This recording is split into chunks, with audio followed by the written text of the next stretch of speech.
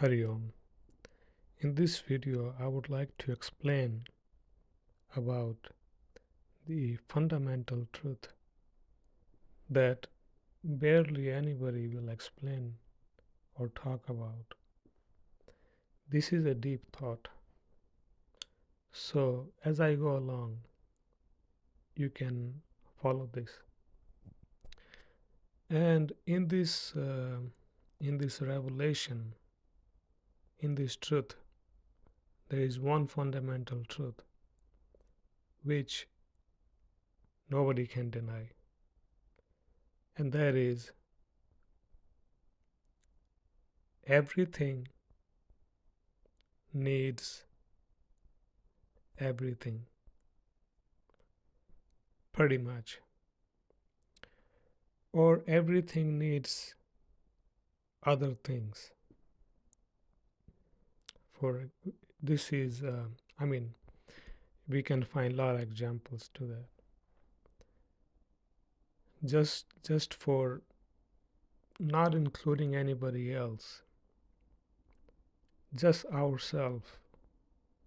We ourselves need our own body. You see, our soul needs the mind,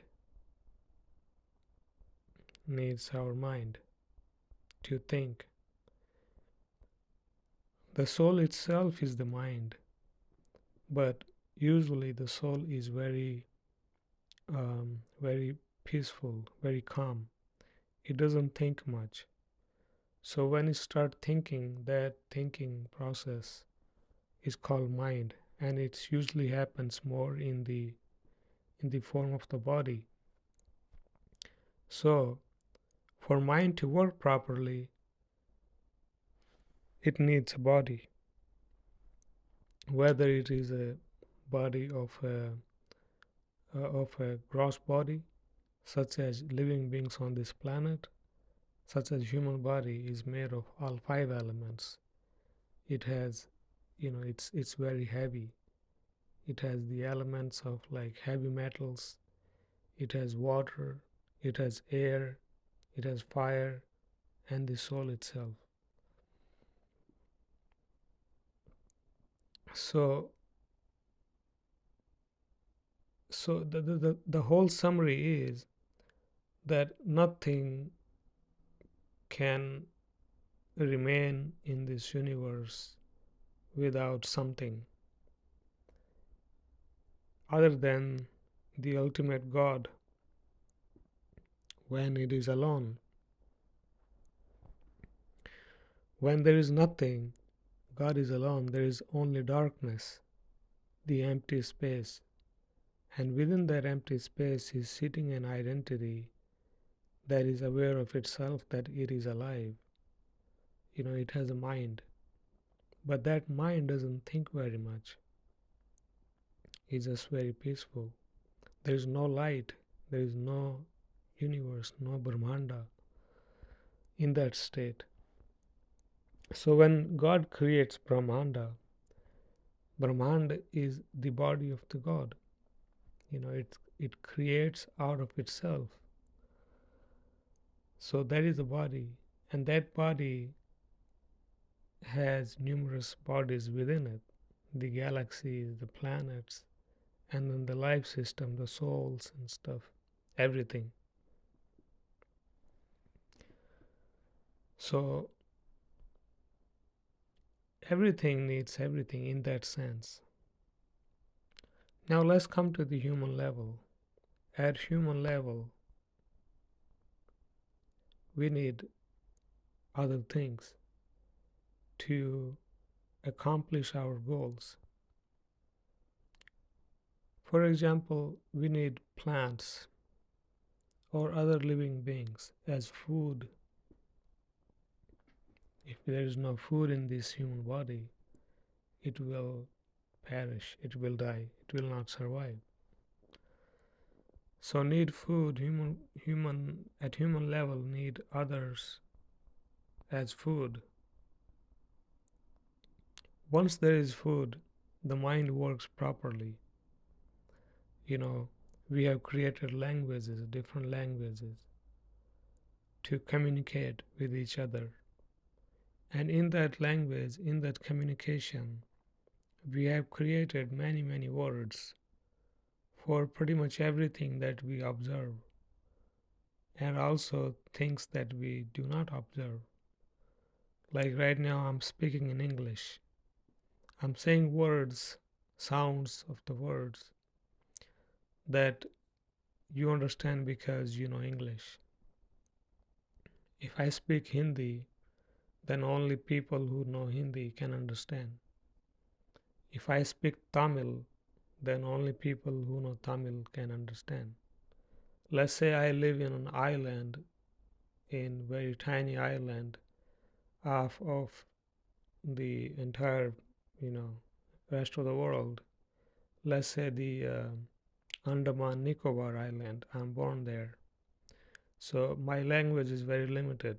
It's not spoken anywhere else. So if I use that language, only few people who live around me can understand. Like that.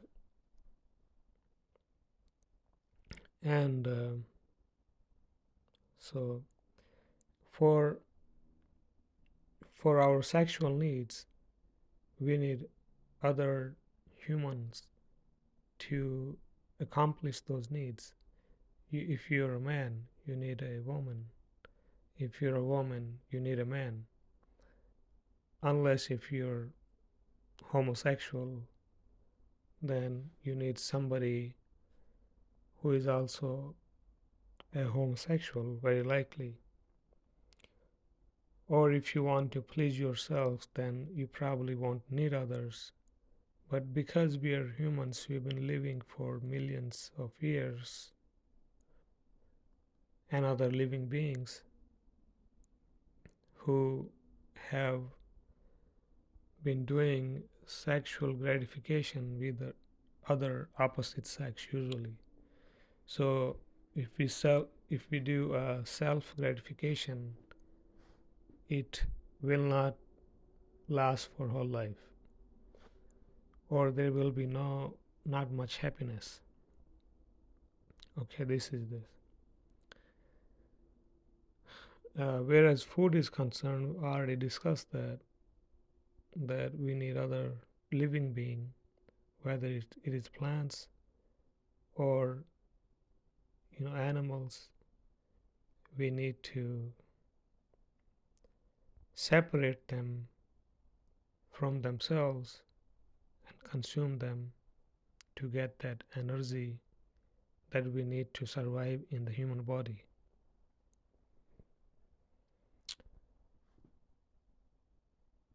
What other important thing I wanted to discuss is about spirituality. In spirituality, we usually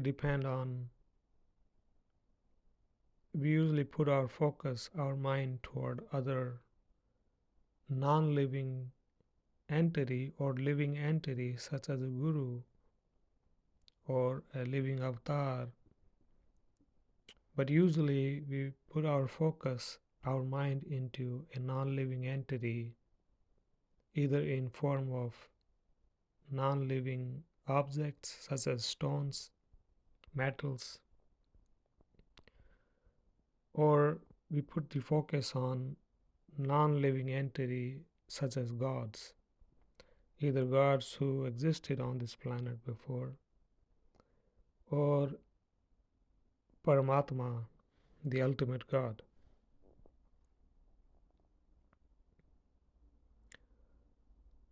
So we have to depend on others to continue that.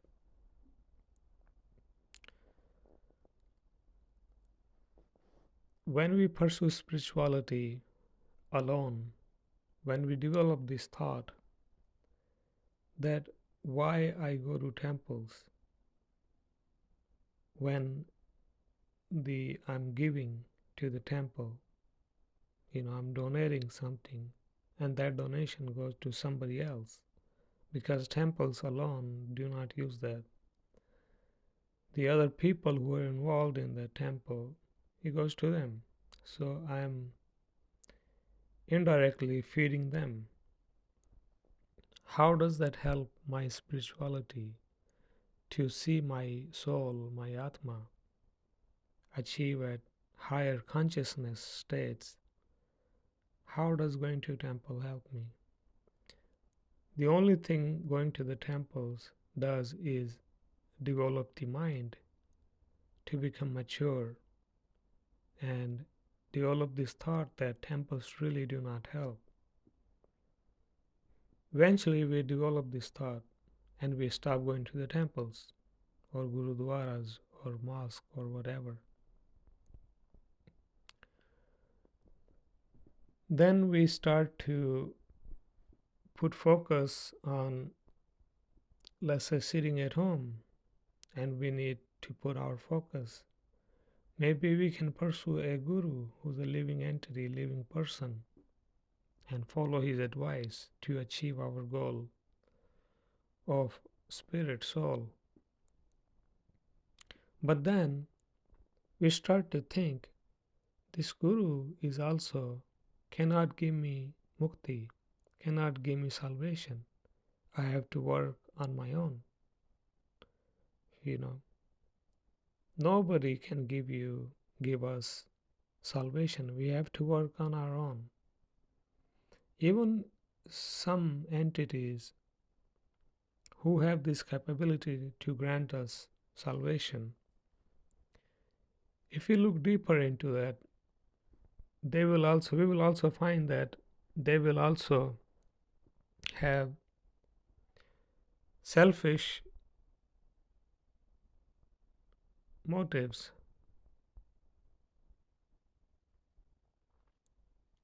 You know, they will also have selfish motives. Maybe they will think that I'm helping this person. Let's say you're worshipping a smaller god. Maybe that God will be happy that, wow, nobody is worshipping me, this person is worshipping me. So that God will probably appear before you very soon to guide you. But for that God, there is a selfish motive. Wow, this person has pleased me. So the God is happy. The mind of the God is happy that you did something for it. Thus, it wants to give you something in return. Higher the God, more hard work it requires to please that God. Let's say you gave up on gurus and gods, small gods, and you want to please the upper gods. You don't believe in lower gods anymore because you know they have selfish motives. If you do something for them, then only they will do something for you.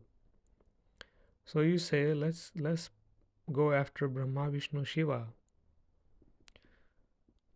and that requires a lot of hard work to do great tapasya. That requires a lot of hard work and a long time. If they appear before you in a short time, that means you have a long history of doing worships. So there is a length of spiritual sadhana. So they come before you and they also say same thing, that I'm pleased with you. You can ask me what you want. They're granting you the wish. But that also has selfish motive, right? They are granting you the wish. So they will always feel that I have given this person what he wanted, even though he pleased me with his penance. But I'm the one who's giving. I'm the giver. Like that, they will think. Even though they have done this to millions, probably billions of people and other living beings, but they always have this, you know, this ego that they're higher gods and they're granting you something. And when you come to realize this and you stop worshiping them, they will probably not come to you. They will never will come to you. They only wait for a what do you say that a chance. You're giving them chance to come to you, or that is an opportunity they're getting. They need a reason. They need a reason to come to you. Otherwise, they will not come. They don't care because they have more higher knowledge than us. If we think everybody is selfish, then they also know we are also selfish, that we want something from them. So when you realize this truth, that even Brahma, Vishnu, Shiva has selfish motives, and you also have selfish motive, then you say, okay, you know what? I'm going to go for the ultimate God, Paramatma. You see, and I'm not going to worship anybody else. So the higher God, the one God, has no form. So you make a form out of something, let's say a stone, or you draw something that says God in your language. Let's say you're Hindi speaker or you're English speaker, you say God, and you write that on a piece of paper and you put in front of you and you start to worship that. Or if you speak Sanskrit, you probably put Om. The sound of Om is considered God, so you worship Om.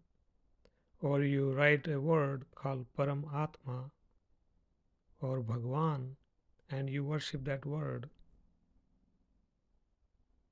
Or if you speak other language, then whatever the word in your language for God, you worship that word. So you worshiping a language that represents God. Or you worship a stone. You make God out of that stone.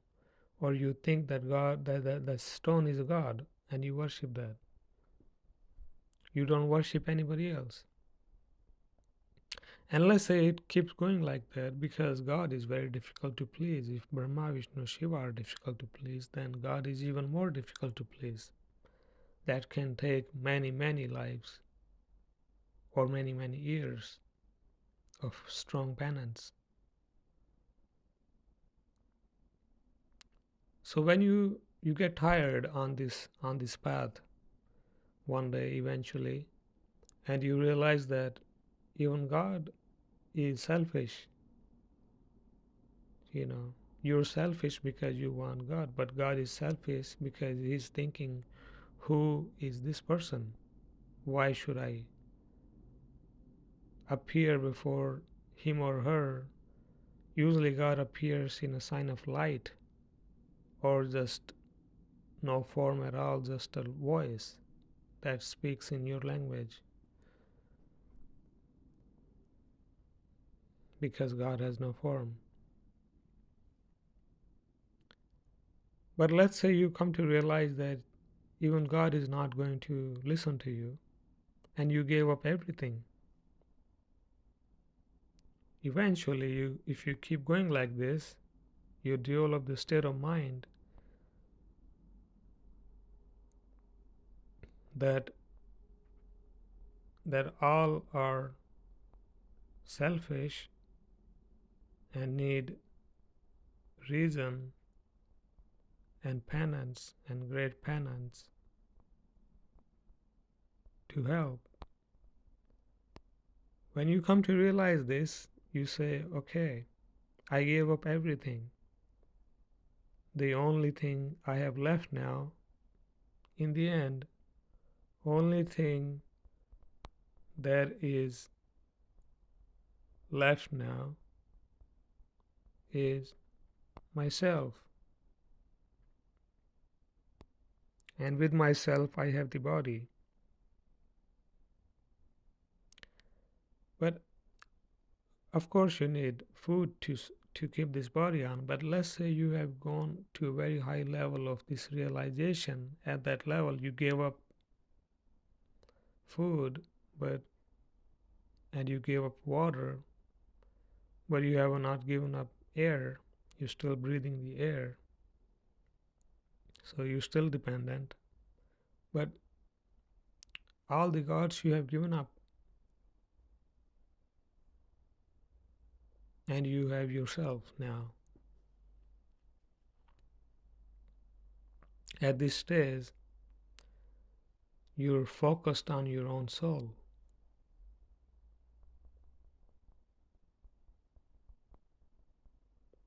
You're doing penance, you're doing tapasya, and eventually you see the light within you and you meet your own soul. There is nothing over there, just yourself. This, I believe, this is the ultimate reality.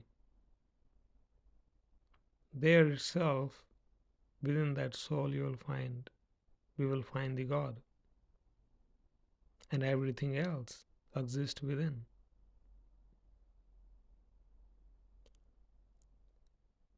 I think some yogis who are at higher level of such thinking reach this state. But there is a one, um, what should I say? There is a one thing about it, because once you reach that level, you no longer want to live. You give up the body, you're only soul now, and you don't interact with other souls.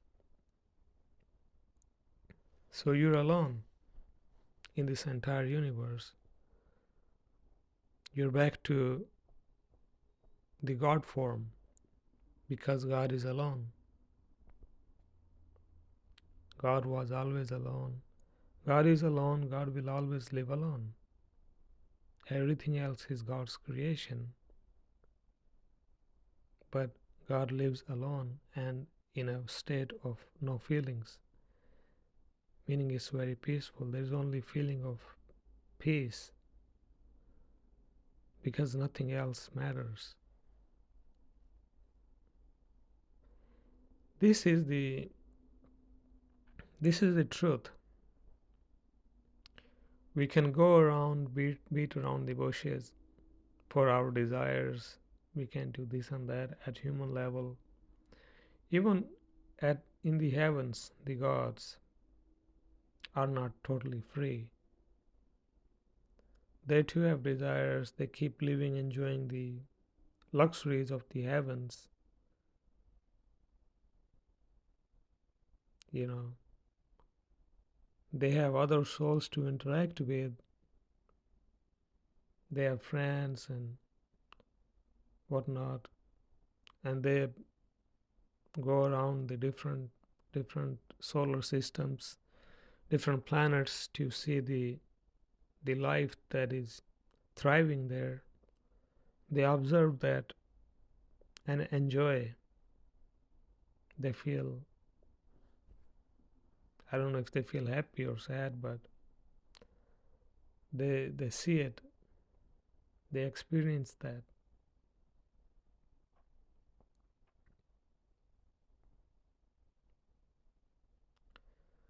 So once you reach the very high state of mind, you become God and you can see the whole universe. You feel the whole universe is within you because your soul becomes space and universe is within this space.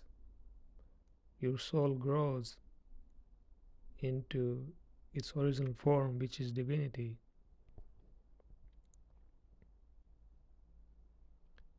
This is the truth. This everybody is going to end this way. Eventually the universe, the Brahmanda, will not exist. Only thing that will remain is God. And God will be alone in the vast space which is full of darkness. There is no light in this space. Light is created by God.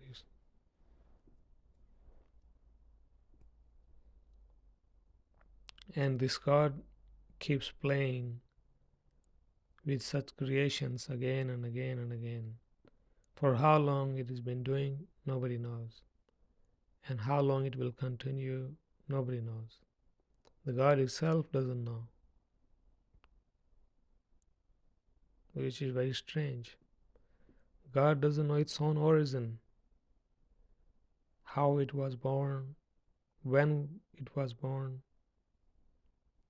or doesn't know its end, how long it will continue like this, when it will end. There is no end, no beginning for this God. It will keep on creating universes, keep on creating souls. All souls play around and then disappear in the same God. Boom, there is end to everything. Even Brahma, Vishnu, Shiva will end eventually. When the universe was created, after the universe came Brahma, Vishnu, Shiva, or they created the universe.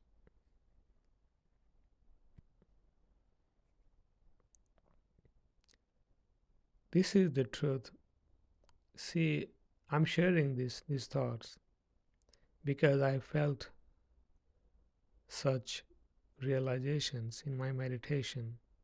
Even in my thoughts, when I'm not meditating, I, I, I feel these things. And at some time, I feel like I, we are valueless. I am valueless. We are valueless. There is end. There is end to our desires, our body, our existence. There eventually is an end. Majority of us living beings think we are eternal. Yeah, eternal, eternally, but everything is going to end. Only eternity will remain. The awareness will remain that I am eternal, but everything else, the body, the mind, the desires, the need to eat food, the need to, all the needs will end. Everything is going to end. That is the ultimate reality, the truth. The great yogis realize this in their deep meditations. When they reach to this level of realization, they disappear from this planet or any other planet, wherever, because universe is full of yogis. It's not like only earth has yogis now. There are many worlds in this universe. Many planets have same process system, maybe in different ways, but similar. So ultimate realization is I don't exist. Only God exists. This message is for people who are spiritual, who are on your path of yogi, going after their soul system, going after their soul, looking for their soul, traveling here and there, whatever. But if you're on the path of yogi, this awareness will come to you eventually.